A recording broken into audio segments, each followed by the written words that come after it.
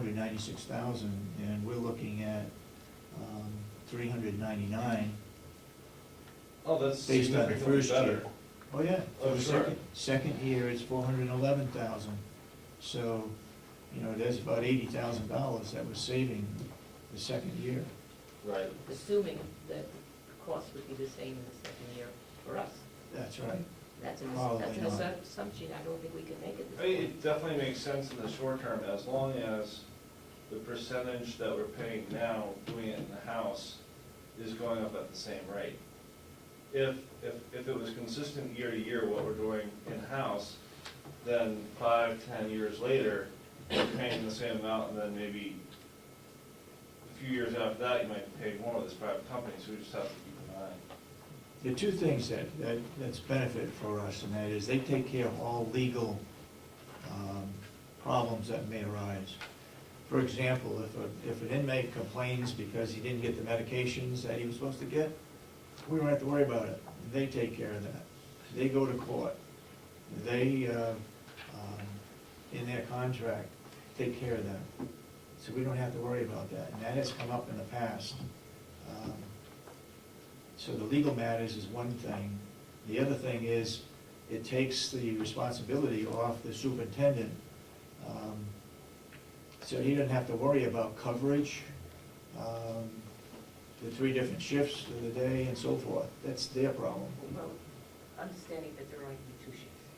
True, but that's their problem if they have somebody that wants to go to court over not getting their medicine at 3 o'clock in the morning, they handle that.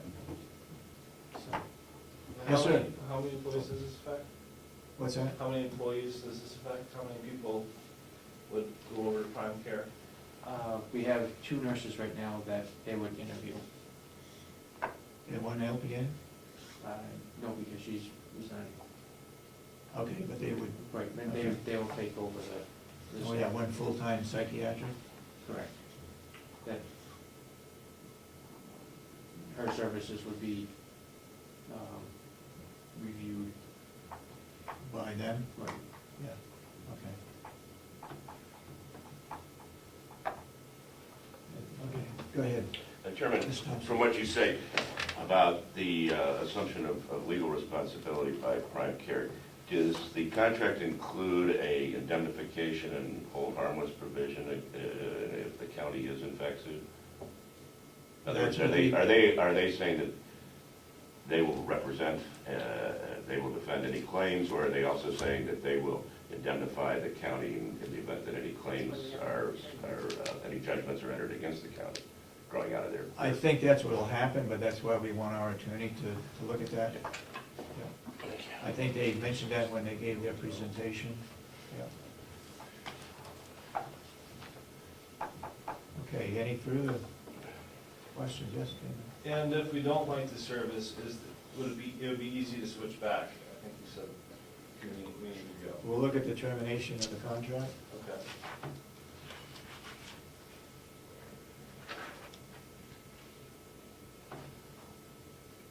Okay, to answer your question, indemnification, company shall indemnify, defend, and hold harmless county as well as its officers, employees, and agents from and against any and all lawsuits in the contract.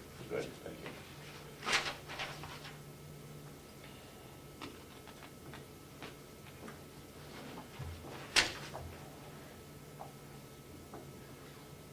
I suspect you're an attorney. It's my shifty eyes, it gives me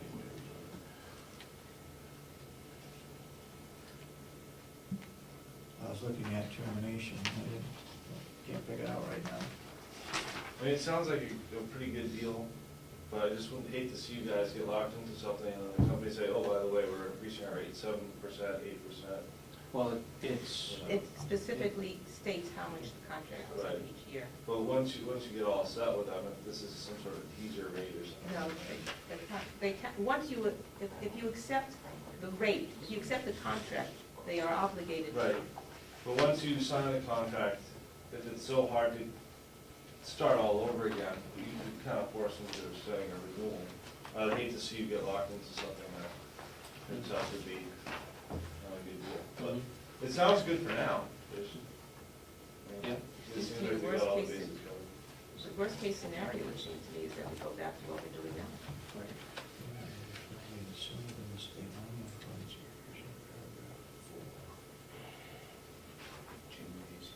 Termination, here we go.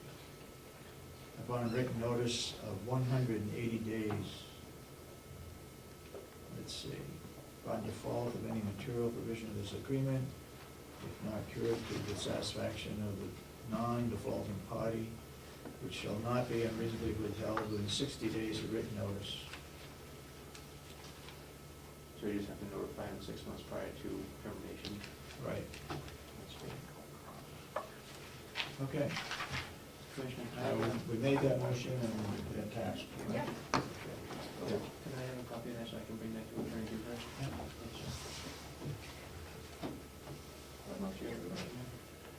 Motion to accept prime care. We want to make a copy, you said? I was gonna bring this to Oh, okay. Attorney That's fine. Dewhurst.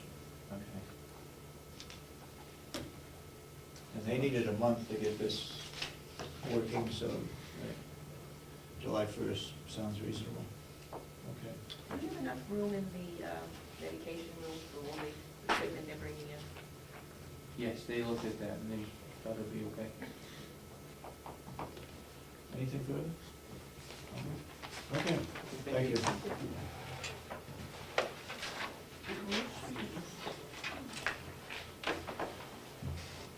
Sandy? Can I ask a question? Yes, I'm sorry.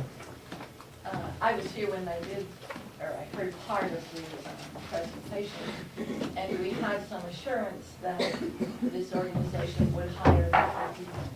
Is Yeah. that in the contract? Is there some stipulation? Not in the contract, but they, Preference would be Jason given has to- talked with them about that, and they would look at, and it looked like it was feasible for them to hire our The existing persons who people. are already in those positions? Yeah.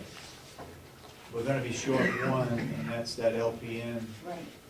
that's resigning as of the 30th of June, so, And they will be bringing in their own person who will be the manager, the manager. okay? Thank you. Okay, Good morning. good morning. This morning at Mountain View Nursing Home, we have a census of 103. We have 5 Medicare residents, 25 private pay residents, 71 Medicaid residents, and 2 pending Medicaid. We had I'm not sure if you reported on these, but we had a landscape meeting on Friday. There were 3 landscape design presentations, one by Pollock Land Planning, one by John Wacker, and one by Carroll County. This was chaired by the commissioners, and a decision is pending. As far as our name research, the plot thickens. I spoke to Attorney Dewhurst yesterday, attempting to get some legal advice. And I was advised to look at the legal entity of Mountain View Nursing Home. And certainly what we see on a lot of documents outside of the nursing home is County of Carroll, Mountain View Nursing Home. In further exploration late yesterday, I understand that we use the same tax ID number. And I will be talking to Kathy Gary today in regard to other documents, and then I will get back to Attorney Cooper. So he was a great help yesterday, and I will continue to follow up on that. The proposed telephone system, we received 6 responses from our RFP, and I've attached again what the responses were. Bob, do you want to speak to that a little bit? Sure. Sandy and I took a few weeks and interviewed some clients for prospective companies, and we interviewed Rockport Technology Group of Salem, New Hampshire. They proposed an Avaya phone system at $21,438. They included a 1-year warranty. We interviewed, we did not interview Carousel Industries yet, but they proposed an Avaya phone system at $29,633. They included a 5-year warranty. We interviewed Bearing Communications of Portsmouth. They were proposing a lease phone system for the amount of $2,143.80 per month. Per month. Per month. Per month. We interviewed Alternative Communication Services of Auburn, New Hampshire. They proposed a phone system at $34,635 with a 1-year warranty. And we interviewed Teletechniques of Gilmanton Ironworks, New Hampshire. They proposed a Samsung phone system at $22,335 with a 1-year equipment and labor warranty, or an option of $24,835 with a 5-year equipment and labor warranty. And also Shared Technologies of Norwood, Mass. Proposed an NEC communication system at $29,911 with a 1-year warranty. Well, after extensive interview, we came to the conclusion that Teletechniques Incorporated is going to be our recommended phone supplier. They propose the $24,835 5-year warranty on equipment and labor, which is what we recommend to the board, to the commissioners.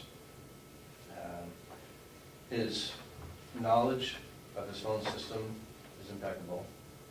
He's a very easy guy to get along with. He's prepared to stand by his product. How long have they been in business? 28 years. Okay. It was a considerable length of time. Yeah. I know we had Bayring in, I think for this building, probably maybe 4 or 5 years ago, and they were fairly new, and their contract wasn't sufficient, that we found anyway. That was Bayring, that's out of Pease. We may still be exploring Bayring for phone service, to bring dial tone into the building, but we're inconclusive. Okay, basically, what is this going to do for us? This is the phone system that, from the dial tone into the building, this is a phone system that includes voicemail transfer services throughout its connected complex, down to the maintenance building, all the offices. There are a group of phones that most of the administration will have that are 18-button phones, and the rest of the users will see 8-button phones, 8-button phones, with a little lesser capability, but all the capabilities that we need. Okay. Is this a wiring type? Excuse me? Is this wiring? Well, Or- if I understand your question, these are hardwired phones into a Okay. hardwired Yeah. distribution system throughout the building, yes. Is the wiring already in? The wiring is in. That's been installed as part of the Okay. electrical contract. Okay. We are going to have 8 cordless telephones for the nurses to use with residents in their resident areas. But for the remainder, it's all hardwired. So this would mean that residents would no longer have to have their own phone? No, residents are still going to have the capability of having their own phone. This is just for administration, the operation of the nursing home. The residents will have the ability to have their own phones. They're going to have their own phone lines, which will be billed directly to them through Fairpoint. We're not going to get involved with any type of billing. But the phone lines are in place for the residents to have their own phones. They just call Fairpoint, have them make the connection in our building, and they have telephone service, Could which they they- pay for. I understand that. Could they opt, instead of going with Fairpoint, to go with Time Warner, if Time Warner were in our building? Well, you have an infrastructure issue there. I think that if you had a mix of resident telephones, some using Time Warner, some using the Fairpoint, that would create some issues that are not addressed in the original construction of the project. And to speak to that further, when we interviewed the respondents for the phone service, we had 18 residents having connection in their room, many more with the cell phone. And the reason why we want to have the availability of a cordless phone is for the residents if they're in the living room, or if they're somewhere and they have a phone call. It's the ease of getting the phone to the resident, and that's the reason for that. Do you have some paperwork about the warranty? I'd like to know what is in it, what is included in it. Is this for 5-year